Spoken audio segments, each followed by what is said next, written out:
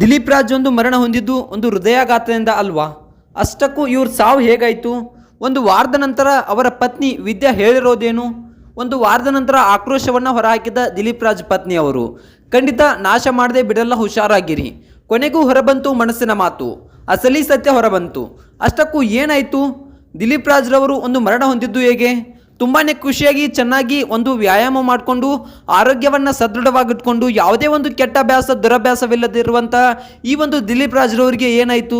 ಅಷ್ಟಕ್ಕೂ ಅವರು ಅಸಲಿ ಸತ್ಯವನ್ನು ಏನನ್ನ ಬಿಚ್ಚಿಟ್ಟಿದ್ದಾರೆ ಅವರ ಹೆಂಡತಿಯವರು. ಸೊ ಇದೆಲ್ಲದರ ಬಗ್ಗೆ ಸಂಪೂರ್ಣವಾದ ಮಾಹಿತಿಯನ್ನು ಈ ಒಂದು ವಿಡಿಯೋದಲ್ಲಿ ನಾನು ನಿಮಗೆ ತಿಳಿಸ್ಕೊಡ್ತೀನಿ. ಅದಕ್ಕೂ ಮೊದಲು ನೀವೇನು ನಮ್ಮ ಚಾನಲ್ಗೆ ಸಬ್ಸ್ಕ್ರೈಬ್ ಮಾಡಿಲ್ಲ ಅಂದರೆ ಈ ಕೂಡಲೇ ಸಬ್ಸ್ಕ್ರೈಬ್ ಮಾಡಿ. ಹಾಗೆ ಪಕ್ಕದಲ್ಲಿರೋ ಬೆಲ್ ಐಕಾನ್ನ ಪ್ರೆಸ್ ಮಾಡೋದ್ರ ಮೂಲಕ ನಮಗೆ ಸಪೋರ್ಟ್ ಮಾಡಿ.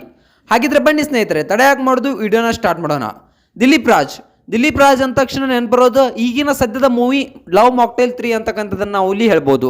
ತುಂಬಾ ಒಂದು ಚೆನ್ನಾಗಿ ಅಭಿನಯವನ್ನು ಮಾಡ್ತಾ ಇದ್ರು. ಹಲವಾರು ಒಂದು ಧಾರಾವಾಹಿಗಳಲ್ಲೂ ಕೂಡ ಒಂದು ನಟಿಸಿದ್ರು. ಹಿಟ್ಲರ್ ಕಲ್ಯಾಣ ಆಗಿರ್ಬೋದು, ಒಂದು ಹಲವಾರು ಧಾರಾವಾಹಿಗಳಲ್ಲೂ ಕೂಡ ನಟಿಸಿ ಮನರಂಜಿಸಿದ್ರು ಮತ್ತು ಹಲವಾರು ಮೂವಿಗಳನ್ನು ಕೂಡ ಮಾಡಿದ್ರು. ನಿರ್ದೇಶಕರಾಗಿ ಕೂಡ ಕೆಲಸವನ್ನು ಮಾಡಿದ್ರು. ಸೊ ಇಂತಹ ದಿಲೀಪ್ ರಾಜ್ ಇವತ್ತು ನಿಮ್ಮನ್ನೆಲ್ಲ ಬಿಟ್ಟು ಅಗಲಿದ್ದಾರೆ. ಸೊ ತುಂಬಾ ಒಂದು ದುಃಖದ ಸಂಗತಿ ಅಂತಕ್ಕಂಥದ್ದನ್ನು ನಾವು ಇಲ್ಲಿ ಹೇಳ್ಬೋದು. ಅವರ ಆತ್ಮೀಯ ಸ್ನೇಹಿತರಾದ ವಿಜಯ ರಾಘವೇಂದ್ರ ಅವರು ಕೂಡ ತುಂಬ ಶೋಕದಲ್ಲಿ ಮುಳುಗಿದ್ರು. ಸೊ ಇನ್ನು ಆಂಕರ್ ಅನುಶ್ರೀ ಅವರು ಕೂಡ ತುಂಬ ಶೋಕದಲ್ಲಿ ಮುಳುಗಿದ್ರು. ಇಡೀ ಕರ್ನಾಟಕದ ಜನತೆ ಅವತ್ತು ಶೋಕದಲ್ಲಿ ಮುಳುಗಿತ್ತು. ತುಂಬ ಅಂದರೆ ತುಂಬ ಬೇಜಾರು ಮಾಡ್ಕೊಂಡಿದ್ರು. ಯಾಕಪ್ಪ ಅಂತಂದರೆ ಯಾರಿಗೂ ಒಂದು ಶತ್ರು ಆಗಿರಲಿಲ್ಲ ಈ ಒಂದು ನಟ, ಯಾರಿಗೂ ಕೂಡ ಒಂದು ಶತ್ರು ಆಗಿರಲಿಲ್ಲ. ಎಲ್ಲರೂ ಕೂಡ ಒಂದು ಪ್ರೀತಿಸುವ ಒಂದು ಆ ರೀತಿಯಾದ ಗುಣದಂಥವರು ಈ ಒಂದು ನಮ್ಮ ದಿಲೀಪ್ ರಾಜ್ರವರು. ಸೊ ಈಗ ಅಷ್ಟಕ್ಕೂ ಏನಾಗಿತ್ತು, ಇವರಿಗೆ ಹೃದಯಾಘಾತ ಆಗಿತ್ತು ಅಂತಕ್ಕಂಥದ್ದನ್ನು ಒಂದು ಮಾಧ್ಯಮಗಳು ಹೇಳ್ತಾ ಇವೆ. ಸೊ ಇಂದಿನ ಸುದ್ದಿಗಳ ಪ್ರಕಾರ ಏನಾಗಿತ್ತಪ್ಪ ಅಂತಂದರೆ ಇವರಿಗೆ ಒಂದು ಸಾಯುವ ಹಿಂದಿನ ದಿನ ಒಂದು ರಾತ್ರಿ ಎದೆನೋವು ಕಾಣಿಸಿಕೊಂಡಿತ್ತು ಅಂತಕ್ಕಂಥದ್ದನ್ನು ನಾವು ಹಲವಾರು ಮಾಧ್ಯಮಗಳಲ್ಲಿ ಹಾಗೆ ಕೆಲವೊಂದಿಷ್ಟು ಚಾನಲ್ಗಳಲ್ಲಾಗಿರ್ಬೋದು, ಸೊ ಹಲವಾರು ನ್ಯೂಸ್ಗಳಲ್ಲಿ ನೋಡಿದ್ದೇವೆ. ಅವ್ರ ಪ್ರಕಾರ ಏನಾಗಿತ್ತಪ್ಪ ಅಂತಂದರೆ ಇವರಿಗೆ ಸೊ ಹಿಂದಿನ ದಿನ ಒಂದು ಎದೆನೋವು ಕಾಣಿಸಿಕೊಂಡಿದ್ದಂತೆ. ಸೊ ಆ ಎದೆನೋವನ್ನು ಸೊ ಇವರು ನಿರ್ಲಕ್ಷ್ಯ ಮಾಡಿದ್ರಂತೆ. ಯಾಕಪ್ಪ ಅಂತಂದರೆ ಗ್ಯಾಸ್ ಅಸಿಡಿಟಿ ಇರ್ಬೋದು. ಸೊ ಯಾಕಪ್ಪ ಅಂತಂದರೆ ನಾನು ಖಾರವನ್ನು ತಿಂದಿದ್ದೀನಿ, ಅದಕ್ಕೆ ಒಂದು ಎದೆ ಉರಿತಾ ಇರ್ಬೋದು ಅಂತಕ್ಕಂಥದ್ರಿಂದ ಒಂದು ನಿರ್ಲಕ್ಷ್ಯ ಮಾಡಿದ್ರು ಅಂತಕ್ಕಂಥದ್ದನ್ನು ಒಂದು ನ್ಯೂಸ್ ಚಾನಲ್ಗಳು ಹೇಳ್ತಾ ಇವೆ. ಸೊ ಅವರು ನಿರ್ಲಕ್ಷ್ಯವನ್ನು ಮಾಡಿದ್ರಂತೆ. ಸೊ ಹಾಗೆಯೇ ತಮ್ಮ ಗಡಿಯಾರದಲ್ಲಿ ಸೊ ಒಂದು ಎದೆ ಬಡಿತವನ್ನು ನೋಡ್ಕೊಂಡ್ರಂತೆ. ತಮ್ಮ ಹಾರ್ಟ್ ಬೀಟನ್ನು ನೋಡ್ಕೊಂಡಾಗ ಸೊ ಅಲ್ಲಿ ಚೆನ್ನಾಗಿಯೇ ವರ್ಕ್ ಆಗ್ತಾ ಇದೆ, ಕರೆಕ್ಟ್ ಆಗಿದೆ ಅಂತಕ್ಕಂಥದ್ದನ್ನು ಆ ಒಂದು ವಾಚ್ ಇವರಿಗೆ ತೋರಿಸುತ್ತಂತೆ. ಆ ಸ್ಮಾರ್ಟ್ ವಾಚ್ ಇವರಿಗೆ ಮುಳುವಾಯ್ತಾ ಅಂತಕ್ಕಂಥದ್ದನ್ನು ಕೂಡ ಕೆಲವೊಂದಿಷ್ಟು ಮಾಧ್ಯಮಗಳಲ್ಲಿ ನಾವು ನೋಡಿದ್ದೇವೆ.